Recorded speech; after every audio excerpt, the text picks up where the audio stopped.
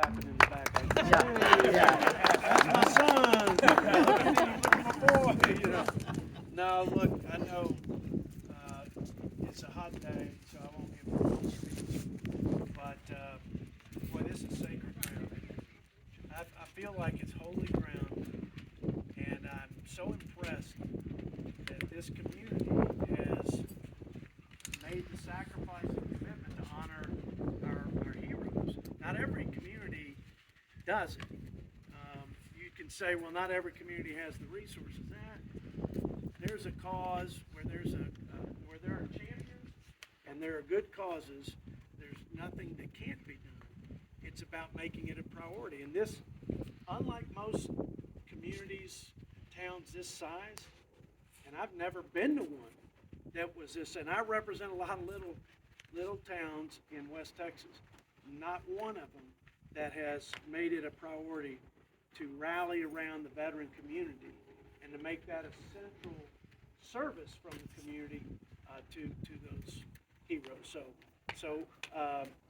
I go to a lot of schools as part of my moving around the district. I don't just do town halls or and go talk to farmers and cotton gin, peanut farmers, but I go to schools because all my journey started at Plainview High School with Ronald Reagan, who was inspiring a generation of kids to one day be in public service and in political leadership to try to make our country better and stronger for the next generation. And I also had a great teacher, Miss Becky Taylor.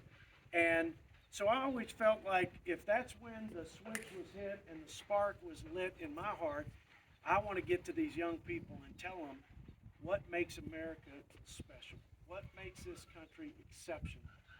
And I don't get political in terms of Republican and Democrat because, quite frankly, I'm an American first. I just happen to be a Republican because I'm conservative, because I'm a follower of Jesus. I'm a Christian. I was raised by two conservative parents, and because West Texas, is that way. We want our government to be limited and focused on keeping us safe and free. We're not looking for our government to tell us how to solve every problem and how to run our lives. And so it was pretty easy for me.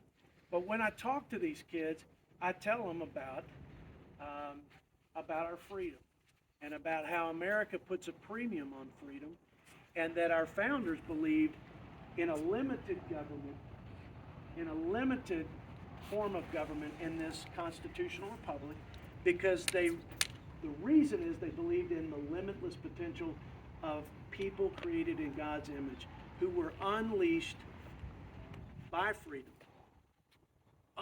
unlocked in their great human potential by freedom. That's their fundamental belief. And that's what made this country save and accept God's favor, which I would say would be the number one reason, His grace and His favor, but was free people in a free society living out their greatest God-given potential. And then I'll ask them the question. There are a couple of things that they can't answer, and it's, I don't know that I could have answered it even in college, but I'll say, where did you get your freedom?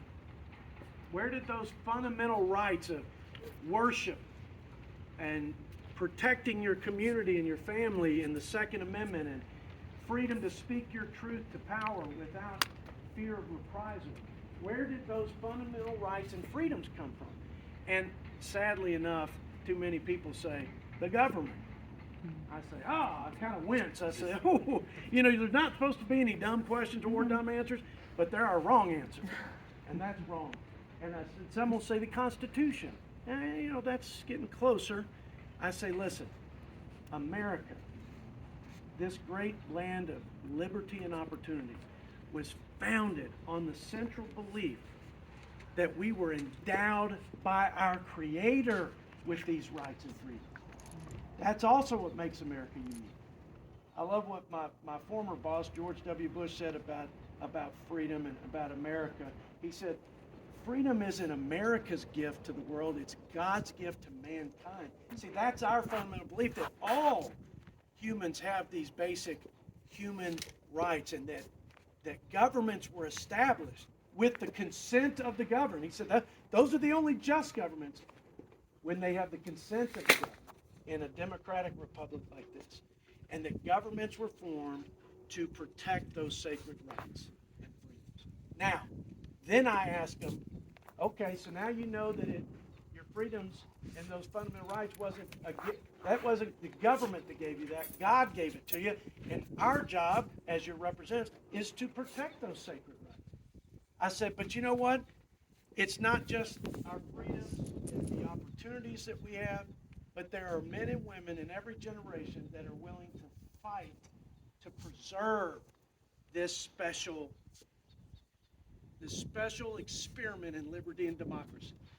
Every generation has a few good men and women that are willing to fight to preserve it. So we were conceived in liberty, and it's an amazing story. We've been the shining city on a hill. We've blessed people not only in this country, but all around the world.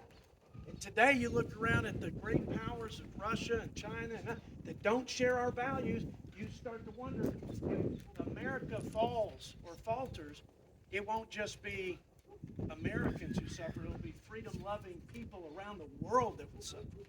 That's how important it is to keep America safe, strong, and free. But when I ask them, those few good men and women of every generation, how many, as a percentage of the overall population of our country, are willing to step up, to serve their country, and to make the sacrifice, at least be willing to sacrifice their very lives for the blessings that we have in our great nation. And you know what they'll say? I say as a percentage, they'll say 30%, 20%, 10%. And I got to admit, I don't know in college, and I don't know when I finally understood that it was just 1% of every generation. That's what you all and our veterans here, that's what you represent to this country.